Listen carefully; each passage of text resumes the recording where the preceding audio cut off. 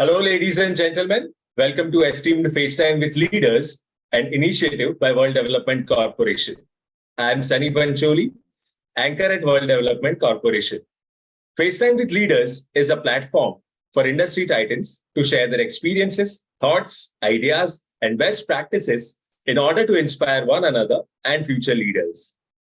In a nutshell, we attempt to encapsulate the multi-decadal learnings acquired by these industry leaders. We also hope that by conducting these FaceTime with industry stalwarts interviews, we can bring together a global community of eminent personalities. By bringing together such visionaries on one platform, we hope to play a part in inspiring the lives of other leaders. Great learnings from great leaders undoubtedly assist everyone by identifying, nurturing, and using the trade secrets that are proven success formulas for many. And this is what we aim to achieve with these sessions, which are a gathering of industry stalwarts and a knowledge-sharing community. We have one such industry heavyweight on FaceTime with Leaders with us today, Mr. N Dharmadhikari. Mr. Dharmadhikari is an analytics and business-driven business professional with a sharp focus on incremental value by leading cross-functional teams to design and implement customer value propositions. As a feat, he has achieved and led a product portfolio of up to $1 billion in yearly revenues. His area of specialization includes strategy, value propositions, pricing and analytics, and operational efficiencies. With his longhorn experience and expertise in various facets, namely strategy and execution, analytics and insight management, proposition development, goal orientation, team building, communication, project management, and customer orientation, he is giving his invaluable contribution to clients in India and Dubai as a freelance consultant. Welcome to FaceTime with Leaders, Mr. Dharmadhikari. Thank you very much. Thank you so much, Sunny. It is a privilege to be here and be able to exchange the views. Really a privilege. Pleasure. So, Mr. Dharmadhikari, you have accomplished some of the most amazing feats in every firm you have worked for, one of which is reaching $1 billion mark in yearly revenues. What was the strategy that led you to this accomplishment? Oh, at the outset, Sunny, I really want to thank you and the entire team for creating this platform whereby people from different walks of the active corporate life can come together to share their views and share their experiences, which are mutually enriching. And thank you once again for recognizing the achievements which are part of my profile. And indeed, it has been a privilege to be part of some of the very prominent organizations over a period of last 24 years. And I would really want to think about it as the success of the teams that I was either part of or I was given an opportunity to lead, because ultimately, it was going to be the team's success only. And I think the root lies in the fact that right from the beginning, I have had the privilege of being at the grassroots level for learning. And that's where I think the maximum learning takes place. So if you remember, long ago, almost 22 years ago, the optic fiber cable network was being laid down by Reliance. And I used to be part of the Reliance team at that point in time. So the learning me was to be part of the team which was responsible for identifying the customers once the network is put in place. And that meant reaching out to all the potential customers and the competition customers and gathering information at grassroots level. And it was quite an enriching experience. And after a couple of years, those days GIS was still a relatively new concept. Google Maps had not happened by then. And Reliance was putting together an online platform for integrating the information related to all the channel partners so that the relevant stakeholders within the company could find it literally on their fingertips and update it on real-time basis. And at that point in time, the territory that I was working with was really a very huge territory with thousands of channel partners that had to be mapped. But that experience allowed me to learn so much more about how eventually at some point in time, all of this got translated into omni-channels. And it was immensely helpful. And then after a few years, around 2009, when BlackBerry was still relatively new, a really comprehensive enterprise mobility management proposition was rolled out by Etisalat. I was part of Etisalat at that point in time. So Okay. a massive learning experience, because all of these are grassroots level experiences, and having been at the grassroots level meant that the understanding of the business became deeper. Eventually, I moved on to managerial role, and at some point in time, the team had to be rapidly expanded. A new division was being opened up. So hiring at accelerated pace and bringing people on board from different countries in the world who bring together with them a lot of enriching experience. And then ultimately, then I moved on to a leadership role whereby mentoring and coaching teams and making sure that they are responsible for all that they're responsible for, but the ultimate accountability was with me. So that's how this entire journey has been, starting from grassroots till the leadership level, and it has been a great journey so far. So, Mr. Dharmadhikari, which of your job roles was the most challenging one and the most enjoyable for you? Like what happens in most of the walks in the life, wherever the situation is most challenging is what makes it the most memorable one. I remember from about 2014, 2015, when the competition in the UAE was intensifying. And UAE is one of those rare countries where it is a melting pot of cultures, and people from quite literally every country in the world are residents of UAE, which means they bring together with them the experiences they have had in their own individual countries. So as a whole, the B2B segment is a very demanding segment where people have experienced some of the best technologies across the world. And that's why the challenge is to be able to meet the customer expectations. And like we say in marketing, that the customer experience is the ultimate product. So on the other hand, there was, so on the one hand, there was very intensive competition. And of course, as usual, there are pricing pressures and profitability pressures. On the other hand, there is customer expectation. But amidst all this, we wanted to take a long-term view rather than getting into some short-term tactics. So our team came up with a mobility proposition, which was web-based at that point in time. Eventually, it became an app-based proposition, which provided to very large and medium-sized corporates almost every piece of information related to their mobile subscriptions on an almost real-time basis for the entire organization, including things like, for instance, new subscriptions or activations or deactivations, bills, expenditure analysis, and most importantly, delivery of devices or delivery of other services. All of this was quite literally on their fingertips.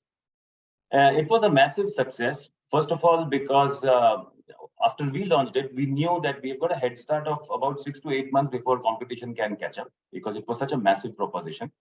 And so we knew we had a head start, and the proposition was taken up in the market really well. It was a grand success. But what's even more important is that it set the leadership tone in the market about the first mover advantage, as well as the direction that the propositions were going to take over the next few years. And then the best part is that, as an exception, for the first time, a proposition was chosen to be presented to the board of directors for their review and their feedback. And so it was a proud moment for me and my team that we got the opportunity to present it on behalf of the entire cross-functional team. And the proposition did really well on all the parameters in terms of the numbers that it was expected to achieve, and also the customer satisfaction index numbers that we had targeted to achieve. So it was really a great time of all the different stakeholders coming together and making sure that it meets what it was set out for. Absolutely. So, Mr. Dharmadhikari, what qualities do you recommend to our audiences today? Just like me, everybody has been through different walks in the active corporate life, and people have learned from their peers, from their leaders, and of course, from their team members as well. There is so much to learn from everybody at every point in time. And I think that ultimately the winning material is always going to be a combination of multiple elements. And I believe that for sake of simplicity, I would like to summarize it in the form of 4 C's. I call it 4 C's. And I keep using it at frequent points in time during my day-to-day consultancy assignments as well. These 4 qualities are, number 1, C, curious. The curiosity is the stepping stone to be able to enrich yourself every single day. So be it very small habits like reading newspaper or following up on a topic of interest on a regular basis, and to absorb as much material as possible, and then to be able to discuss it with peers or subject matter experts, and then lastly to be able to reflect on what you have grasped by either journaling or something else. But the continuous curiosity is absolutely necessary, because then it takes you to the next level. The second one, in my opinion, would be to be composed. See, early on, mostly people tend, early on in the career, people tend to be very assertive in their approach towards things, sometimes bordering on being aggressive. But as you progress, as you advance in the career, then you realize that ultimately staying calm in any given situation allows you to be able to look at all the possible perspectives of that situation. And then ultimately in the leadership role, when you know that people look up to you, then being calm and composed and eventually being a very good listener, it really helps. So that I would say is the second one. The third one is being competitive. And being competitive generally is perceived as against some other competitive entity, like a competitor in the market or whatever. But what it can also mean is to be competent against oneself, which means to be able to do better than what you did yesterday, to keep moving the bar up and to keep moving forward this way. So being competitive would also mean that focusing on what's assigned and making sure it is done and competitive also reflects in being committed. And then the last one, I think, and that's the most critical one, because ultimately it's all about teams, is being collaborative, being cooperative. And like there is a saying which says, if you want to go fast, you go alone. But if you want to go far, you go together. And as a team, there is so much that people can achieve. And that's why being collaborative would automatically mean that you accommodate other people's views. And then focusing on being collaborative all the time eventually reflects on higher IQ and higher EQ for people who really focus on it. So this is the way I would look at it. Rightly said. Viewers, mark these 4Cs. These are the 4Cs that will not only make you a stalwart, but keep you in the game for long. Okay. So, Mr. Dharmadhikari, could you share some insights on how is your corporate experience now helping you in your stint as an independent consultant? Like I mentioned, that for almost 21 years, I've been part of prominent organizations here in India and also in the UAE. And because of which I have had experiences working on the mobility service provider side at different levels in different commercial faculties. And being in Dubai, it was a great opportunity to be able to interact with mobility service operators in North Africa and Middle East and various other parts of the world. So having had that experience makes it easier for me to view an issue that a mobility service operator is facing as a third party from a distance, and being able to extend some level of consultation and advisory. So most of the operators now are probably going through the same learning curve that I have been through at some point in time. Therefore, I am able to extend to them some consultation which helps them save on time and optimize their resources. And it has been continuing for quite some time now. And most of those operators have found it immensely beneficial, because they've been able to shorten their go-to-market, and they've been able to also enhance their profits without compromising on the quality of the propositions. Okay. What changes with technological implementations have you seen in your professional life? And what changes do you foresee with the implementation of technology like IoT, AI, ML, blockchain, Web 3.0, big data, etc., etc.? Yeah, indeed, the world will continue to move forward at a really fast pace. From the time when I was a rookie in corporate sector, those days pagers used to be the status symbol, and then mobile phones happened. As a summer trainee in a company by the name RPG Celcom, which eventually became Idea Cellular, and now it's called as Vodafone Idea, I used to be a marketing research trainee out on the streets, meeting customers and potential customers to assess their views about change in the tariff plan of a prepaid card. Those days, outgoing calls were 16 rupees 80 paise per minute and incoming was I remember. 80 paise. Yes. Then Edge happened, EDGE. Then, Right. of course, we've all been through the journey along with 3G, 4G, and now we are latched onto 5G network. And then there are newer technologies where mobile operators are also now moving on to technology services companies.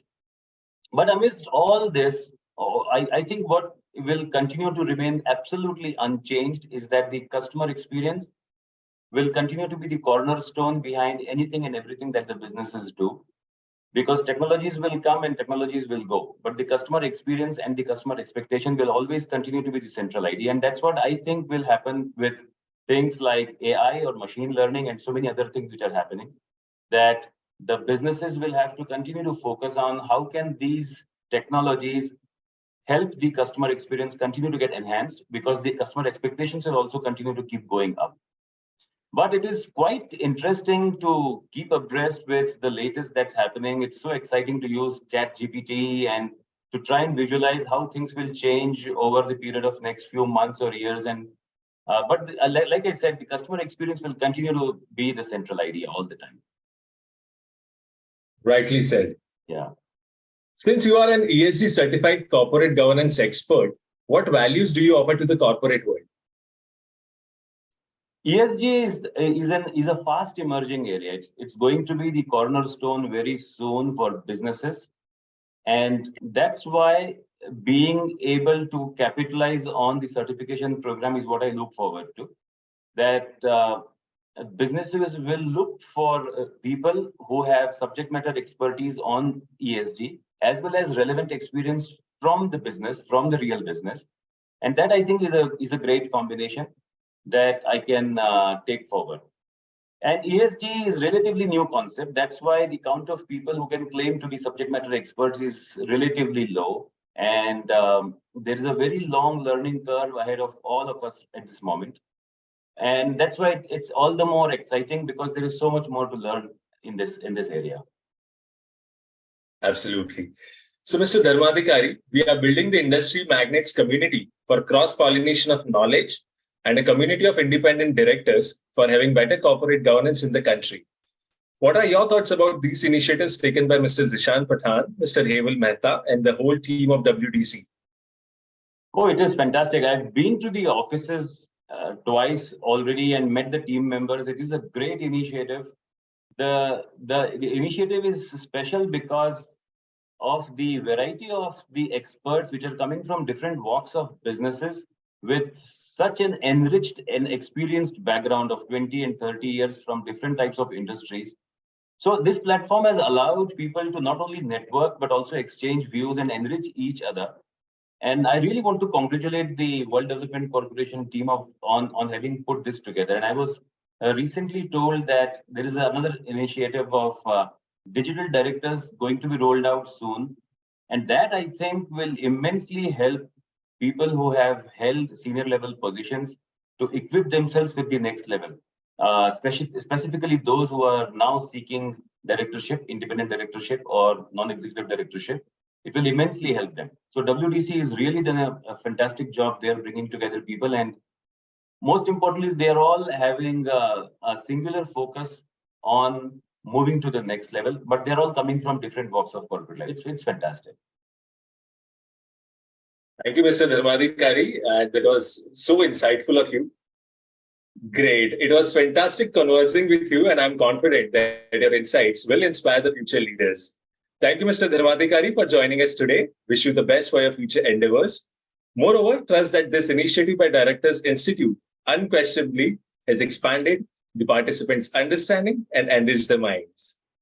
Oh, thank you so much. Really appreciate it. And thanks for your time. And it indeed helped me a great deal to be a part of this discussion today. Thank you very much.